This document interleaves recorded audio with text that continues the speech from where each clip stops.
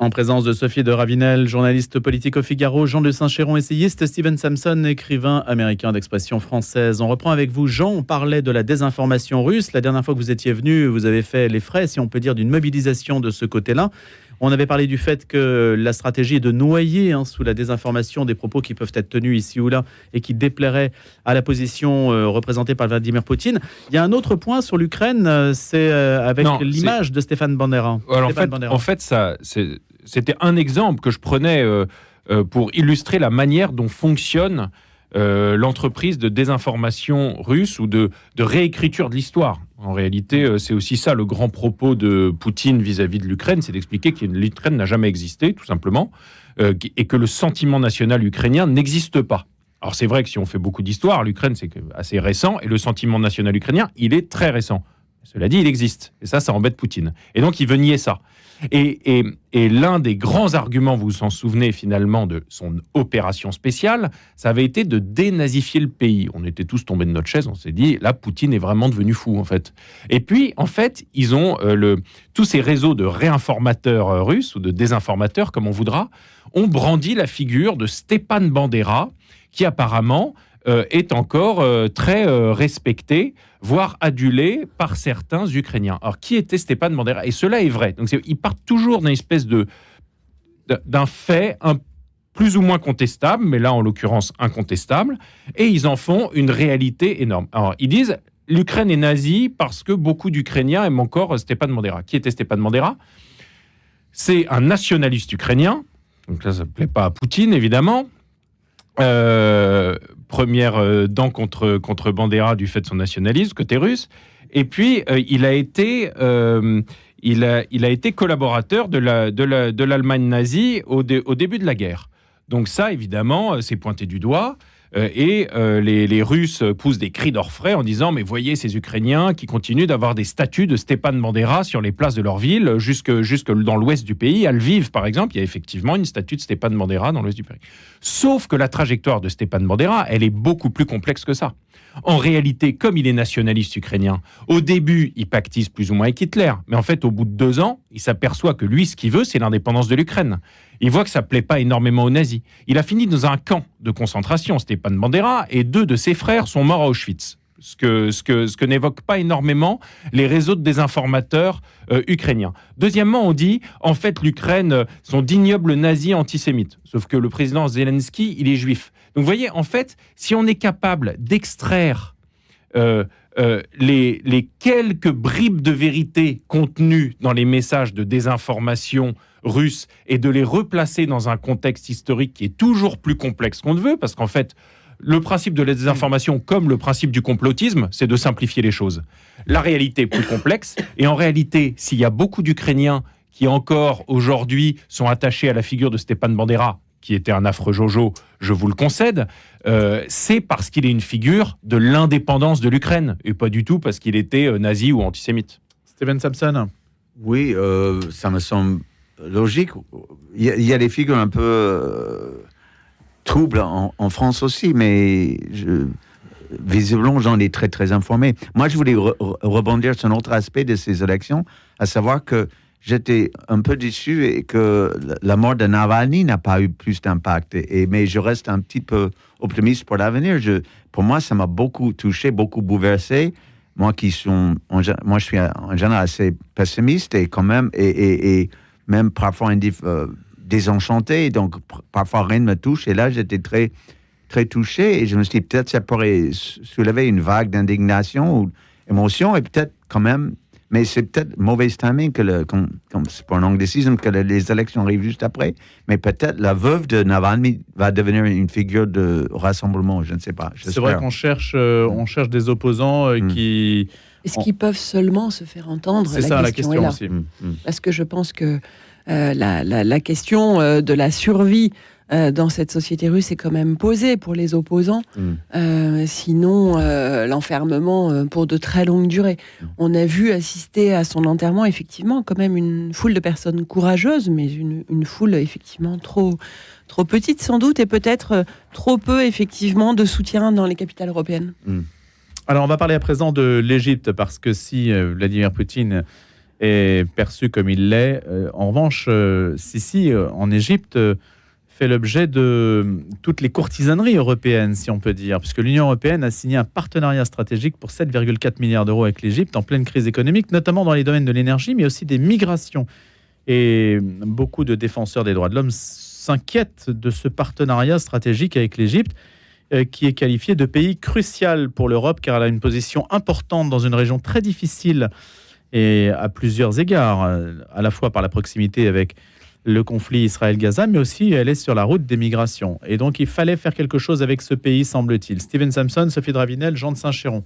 Jean ou Sophie ou Steven, comme vous voulez. Allez, Sophie. Eh bien, écoutez, je pense qu'effectivement, c'est une action très pragmatique de l'Europe, qui s'était tournée vers la Tunisie, qui se tourne pour des sommes importantes aussi, qui se tourne vers l'Égypte, qui est quand même dans une situation économique extrêmement dramatique.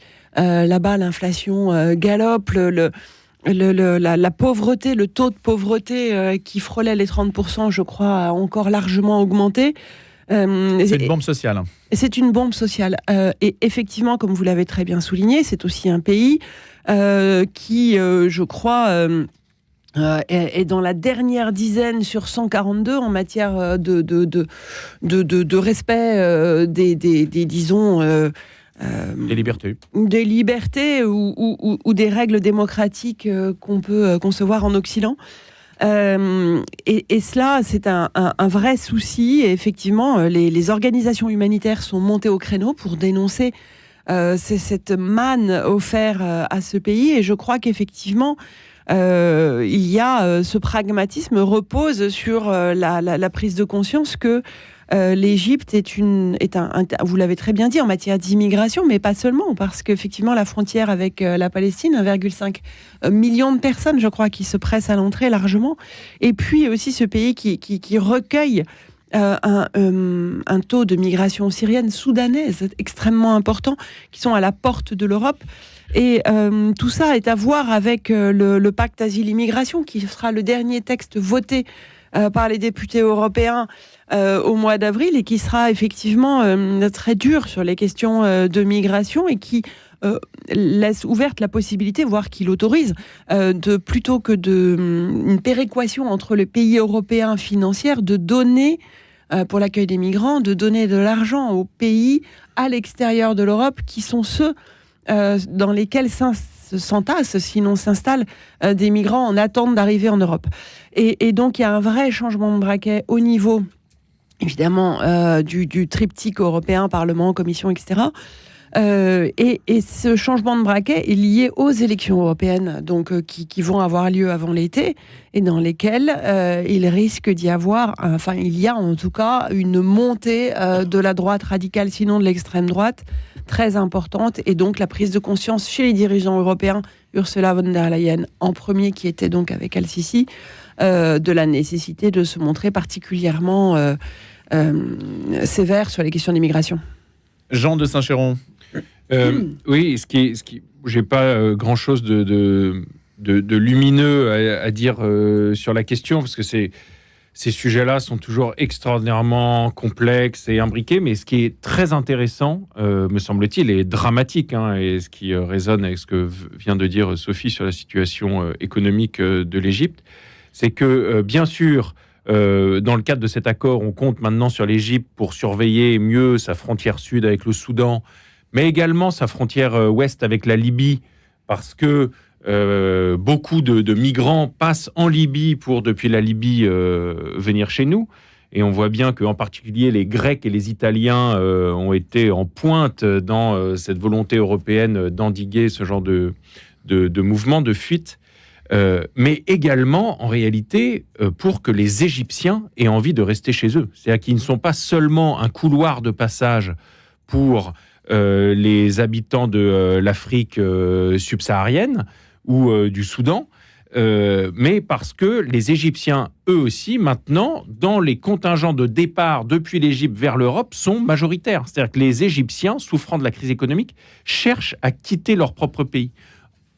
Et je crois que dans ces circonstances, il ne s'agit pas simplement donc d'une meilleure surveillance des frontières égyptiennes, mais aussi sans doute d'un coup de pouce économique bienvenu à ce pays qui peine très largement à sortir de la crise et donc à retenir les jeunes qui n'ont pas de travail et souvent pas de quoi se loger sur le territoire. La réponse à la crise migratoire, c'est de financer en fait des pays tampons qui vont empêcher les migrants de franchir la Méditerranée. En fait, c'est ça, hein, Stephen Samson. Oui, je pense que l'intention est bonne, mais je suis un peu sceptique, mais j'ai pas d'autres propositions. Mais je suis content de ne pas être en politique moi-même, parce que l'argent, déjà, est-ce que l'argent va arriver au bon destinataire, et puis est-ce que l'argent est suffisant pour donner aux Égyptiens, comme dit Jean, l'envie de rester en Égypte? Tout ça me semble un peu farfelu. Allez, on va passer à la liberté d'expression. C'est un sujet aussi dans l'actualité avec plusieurs échos dans les médias. Gabriel Attal qui s'est alarmé de la situation à Sciences Po en disant que cela ne devait pas devenir un lieu d'intolérance, hein, une voie d'eau de l'intolérance. C'est ce qu'a dit le Premier ministre, qui refusait que les écoles et les universités françaises deviennent donc gagner des voies d'eau d'une idéologie nord-américaine qui prône l'intolérance. Il faisait référence au wokisme sans le citer. Et puis c'est aussi le cas du journaliste politique Jean-François Aquili, qui a été suspendu de France Info à titre conservatoire pour une collaboration supposée avec Jordan Bardella, le président du RN. Deux événements pris dans cette actualité-là qui nous amènent à penser que les choses se passent mal forcément dans l'espace public, hein, aussi bien dans les universités que dans les médias. Sophie Dravinel, Jean de Saint-Chéron, Stephen Samson. Alors écoutez, moi je voudrais faire, si je peux, un pas de côté sur cette affaire, au moins celle concernant la présence de Gabriel Attal à Sciences Po et les mots qu'il a tenus. Et plutôt que de m'attarder sur les mots qu'il a tenus, parce que je crois que effectivement, il y a eu à Sciences Po une occupation, comme il y en a eu d'ailleurs dans plusieurs autres universités. Il y a un point, moi, sur cette affaire qui me semble pertinent de soulever, puisqu'on a déjà beaucoup parlé du reste, qui est celui de l'indépendance académique en France. Et je pense que ça n'est pas quelque chose qui déplaira à nos invités autour de la table, et notamment au fait que je pense que lorsque Gabriel Attal, qui est Premier ministre, est venu à ce conseil d'administration, je parle sous votre contrôle, les participants auraient dû se lever et sortir, parce qu'il y a quand même une règle qui est celle de l'indépendance académique en France du pouvoir politique. Et effectivement, l'article 14 autorise un représentant du gouvernement, du ministère de l'enseignement supérieur, et si je ne me trompe pas, un autre représentant peut-être. Mais enfin, c'est quand même une version très large de voir le chef du gouvernement participer à ce conseil d'administration. Je pense que c'est quelque chose qui est extrêmement respecté dans les milieux anglo-saxons, comme celle de la co-gouvernance, hein, du corps enseignant. Et j'ai été très surpris qu'il n'y ait pas plus de réactions, de la même façon qu'il y avait eu il y a quelque temps. Donc pour s'offusquer de la présence de Gabriel Attal. Absolument, et c'est-à-dire pas tant celle de Gabriel Attal, mais celle du pouvoir politique au sein d'une académie universitaire. Et je pense que cela quasiment dépasse l'importance du fait, même si effectivement sur les faits on n'est pas très au clair pour savoir si effectivement elle a été, cette étudiante, rejetée du fait de son identité juive. En tout cas, ce qu'on sait, c'est qu'il y avait un énorme bazar, pour pas utiliser un autre mot, que l'occupation de l'amphithéâtre n'était pas admissible, que les mots qui ont été prononcés étaient extrêmement militants. Je sais que beaucoup des enseignants, peut-être de Sciences Po, ont occupé pour d'autres causes, celle de Cuba ou celle dans les années 70 ou d'autres pays. Mais effectivement, l'antisémitisme, s'il a eu effectivement, s'il a été démontré ce jour-là, en tout cas, est flagrant dans ce genre de manifestation. Mais je pense important de souligner la faute qui est celle d'une rupture de l'indépendance académique. Jean de Saint-Chéron. Moi, je rejoins ce que vient de dire Sophie. Et le professeur Olivier Beau, qui est professeur de droit public à Panthéon-Assas, a publié dans Le Monde une tribune hier ou avant-hier très bonne, justement, est assez dur pour le Premier ministre, disant que son intrusion au conseil d'administration de la Fondation nationale des sciences politiques était une violation flagrante de la liberté académique. Donc, je ne vais pas développer son propos, ça rejoint beaucoup des choses qu'a dites Sophie. Mais en tout cas, c'est vrai que la question du rapport du pouvoir public à l'enseignement supérieur, mais il faut le reconnaître aussi, en particulier à certaines écoles telles que Sciences Po, qui est quand même le symbole de bien des choses, se pose, et il faut être sans doute vigilant à cela, d'autant que le Premier ministre doit se sentir encore un peu chez lui à Sciences Po, puisqu'il a quitté les bancs de l'université il n'y a pas si longtemps. Donc il a reconnu effectivement l'amphithéâtre où il suivait lui-même des cours de droit public il y a quelques années seulement. Donc il est aussi très familier de cet univers, de ce monde-là, il faut le dire. Pour ce qui est de l'atmosphère à Sciences Po, alors moi-même, ça fait maintenant plusieurs années que je n'y suis pas retourné. Je croisais Gabriel Attal dans les couloirs à l'époque où j'étudiais. Il était même une promo en dessous de moi. Vous voyez, donc ça fait de moi quelqu'un vraiment de très vieux. J'ai été diplômé 1 an avant le Premier ministre de cette école. Mais ce qui est vrai, c'est qu'il est difficile, tant qu'on n'est pas à l'intérieur d'une école, de se rendre compte réellement de l'atmosphère qui y règne et des idées dominantes. Certes, certaines associations qu'on pourrait dire féministes radicales, décoloniales, intersectionnelles, etc., y occupent une place d'importance. Et moi, je me souviens d'ailleurs qu'il y a 10 ans et même 15 ans, déjà, à Sciences Po, étaient largement représentées des associations qui étaient en pointe, par exemple, dans le domaine de la lutte pour les droits LGBT. Ce qu'il faut voir, c'est qu'il y a toujours aussi d'autres... C'est-à-dire que l'intégralité des étudiants de Sciences Po ne sont pas membres de ce genre d'association ou ne souscrivent pas nécessairement à leurs propos. Il y a quand même une diversité à laquelle il faut faire attention et qui, encore une fois, est masquée par certains raccourcis qui sont donnés ou faits par les plus virulents de certains. Absolument. Et il suffit d'entendre aujourd'hui les profs de droit ou de philosophie politique à Sciences Po pour dire que quand même leurs classes ne sont pas simplement devenues des tribunes woke. Même si je pense qu'il faut être extrêmement attentif à la manière dont certaines associations dérivent. Et là, pour le coup, la liberté d'expression a sans doute, ou même certainement, des limites. Et la récente affaire d'accès à l'amphithéâtre Boutmy le montre, en est une bonne démonstration. Sur l'affaire Akili, Sophie de Ravinel ou Steven Samson? Pour moi, c'est non-affaire. Je ne comprends même pas que ça continue à occuper l'espace médiatique. Et alors, c'est une non-affaire parce qu'il y a une hypocrisie? Non, parce qu'apparemment, il n'y avait pas de pacte entre lui et Bardella. Il n'y avait pas de... Si ils m'ont pas... moi, je ne comprends pas pourquoi RFI peut continuer à... France Info. France Info, oui. Alors, en fait, je pense qu'il a un petit peu, peut-être, Jean-François Akili, au départ... évoquer une affaire professionnelle, personnelle. Donc, il a laissé entendre qu'ils avaient plus éventuellement travaillé ensemble. Effectivement, il n'y a pas eu de contrat. Effectivement, il n'y a pas eu d'argent versé.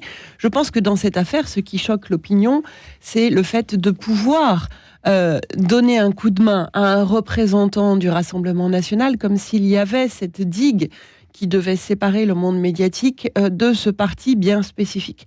Parce que je peux vous dire que moi, comme journaliste politique, j'en ai vu des confrères qui discutaient, travaillaient, donnaient des conseils en sous-main, sans être payés. La question n'est pas celle du contrat, selon moi, dans cette affaire, c'est celle du coup de main. Eh bien, c'est celle d'un coup de main donné par un journaliste à un politique appartenant au Rassemblement national. Et c'est spécifiquement ce point-là qui pose problème. C'est-à-dire qu'il y a une espèce d'hypocrisie... Parce que c'est le Rassemblement national ou parce que c'est un parti politique? Non, parce que c'est le Rassemblement national, évidemment.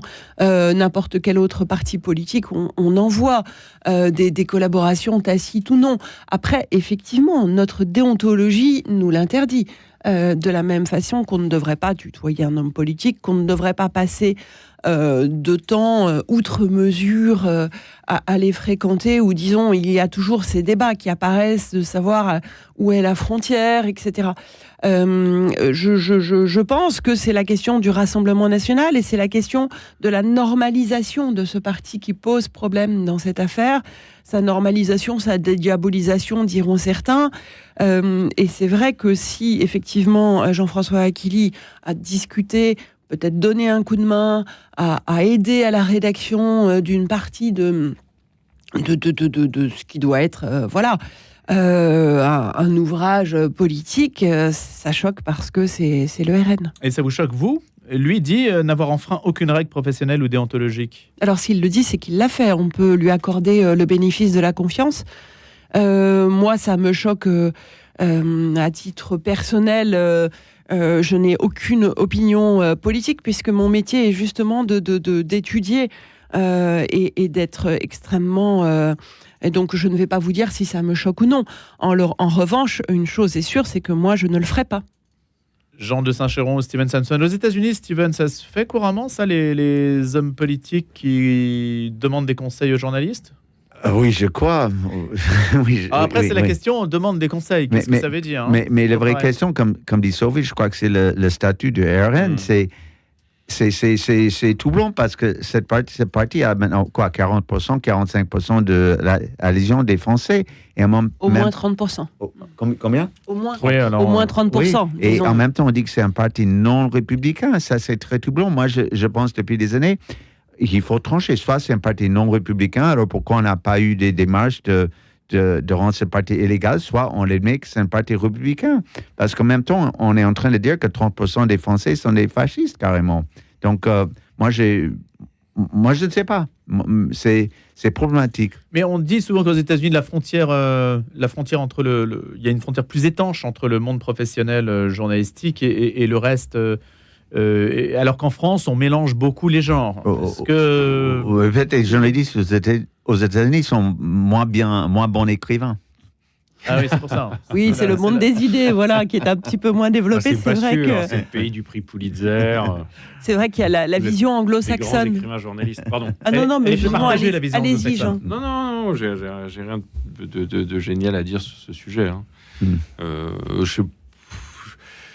Moi, à la limite, ce qui me choque, c'est s'il y a un manquement à la déontologie professionnelle et que c'est un coup de main non dit donné à un parti politique, mais quel qu'il soit, en fait, que ce soit le RN ou un autre. Dans ce cas-là, il me semble que les choses doivent être dites. Les choses doivent être dites et que l'affaire doit être réglée convenablement. Mais c'est pas particulièrement parce que c'est le RN que je trouve ça plus choquant que si le coup de main avait été donné à un autre candidat, comme ça doit être souvent le cas, évidemment. Mais ça, je ne connais pas bien le dessous des cartes. Il faudrait que ça concerne tout le monde, tous les partis politiques et tous les journalistes. Mais aux États-Unis, je pense qu'il y a plus d'argent dans ce domaine. Donc, les hommes politiques, ils ont déjà leurs communicants qui gagnent. Ils ont des agences indépendantes qui les gens deviennent très riches en être conseillers aux politiques, contrairement en France. Oui, absolument. Et puis, on parlait de Sciences Po tout à l'heure. Et c'est ça qui est quand même intéressant, c'est-à-dire qu'à Sciences Po, et vous l'avez, Jean de Saint-Chéron, très bien souligné, il y a toute une croissance, et j'allais dire une co-croissance, parce qu'il y a cette école de journalisme de Sciences Po, qui naît il n'y a pas si longtemps, et cette formation des élites politiques, qui se passe à Paris, évidemment.